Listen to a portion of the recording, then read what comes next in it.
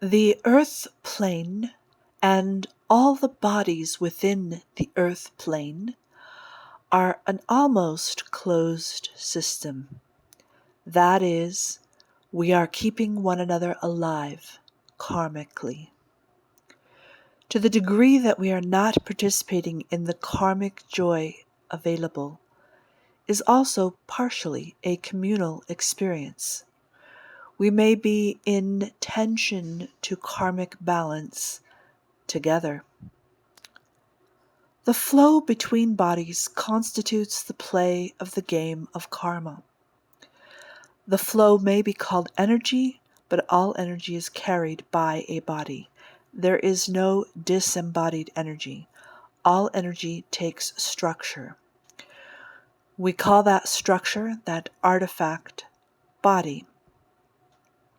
These karmic bodies may be simple or very complex, such as in the case of the human body you are currently piloting.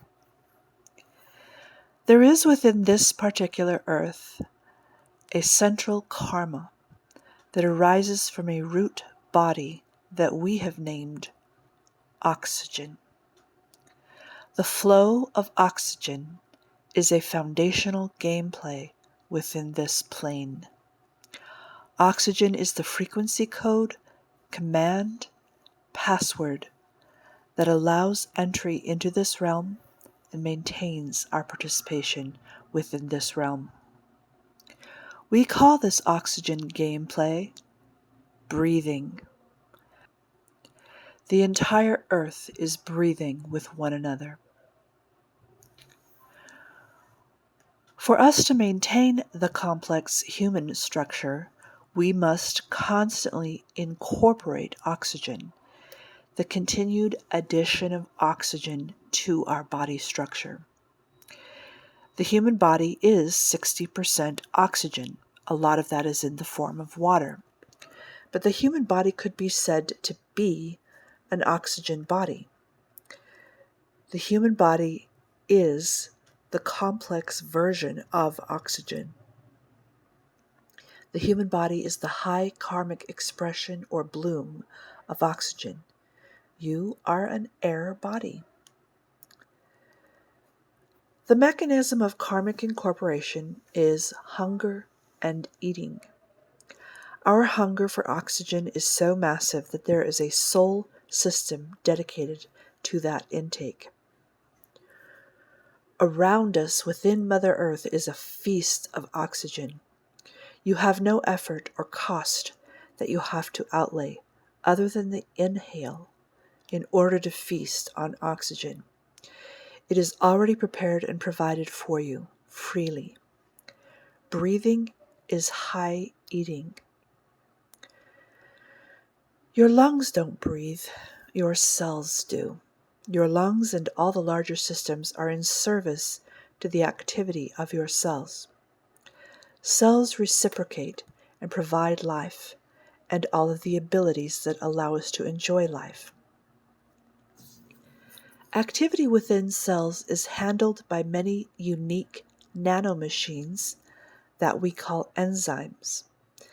Enzymes are tiny manufacturing stations, manufacturing needed molecules. And these manufacturing nanomachines require battery power, so to speak, every time they perform a duty, each time they create a molecule. The battery that runs your enzymes is a molecule called ATP, adenosine triphosphate. ATP must itself be constantly manufactured and sent out to power the various enzymatic processes within the cell. Oxygen is a crucial part of ATP manufacture. If there is no oxygen molecule present at a certain point in the assembly line, ATP manufacture comes to a halt. And then enzymatic processes come to a halt because there is no battery supply. And then the human body as a whole comes to a halt. The oxygen piece has to show up massively and reliably. And it does. The human body cannot manufacture oxygen. Air must be received from the environment, and bespeaks of how we are networked into a web of life within Earth. The oxygen body travels a looped path, tracing both the hidden within of our unique self as connected to the revealed without and the with one another.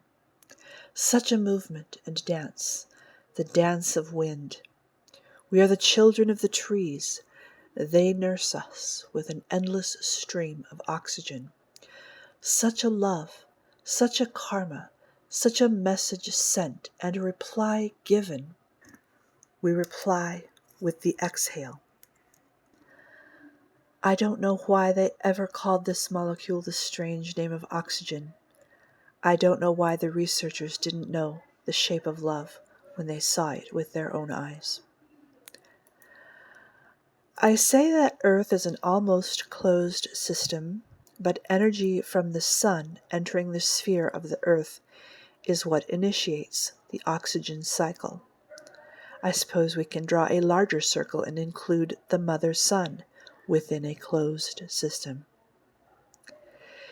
In this world so intent on individuation and ownership, air defies. Air does not require subscription. Air is shared. There is no way to demarcate your collection of air. It must be shared. Air passes through all. You must necessarily receive air to your inward parts that was also within another.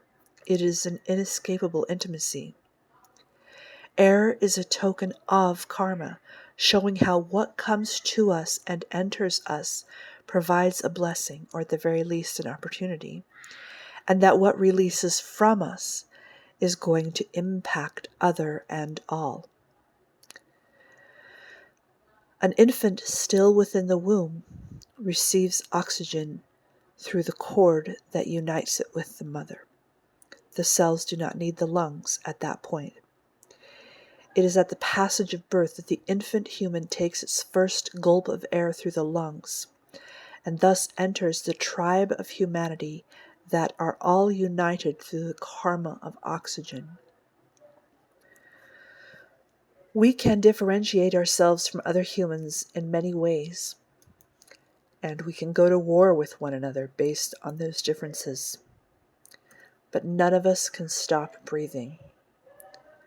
We can continue to talk about the deficiencies and threat we perceive from other humans, but none of us can interrupt the sharing of the same air. Until we may do, and such a miscalculation we effect if we, by such horrific hubris, pronounce that we will take air from another, remove them from the flow of air, remove the children of the earth and of the sun from these mothers without their permission. Such mourning. We live by oxygen, we die by oxygen. Oxygen as well gradually erodes life, so that the human body is led to the node of death, so that the cycle of karma can continue. Oxygen met us at our birth, and oxygen is our final farewell. When I shed old religious thought structures from myself in the course of my life, I began to reply when anyone asked me my religion. My religion is breathing. Vayu, Pavana, Ruach, Anemoi. The invisible, the tiny, the servant of all, the master of all.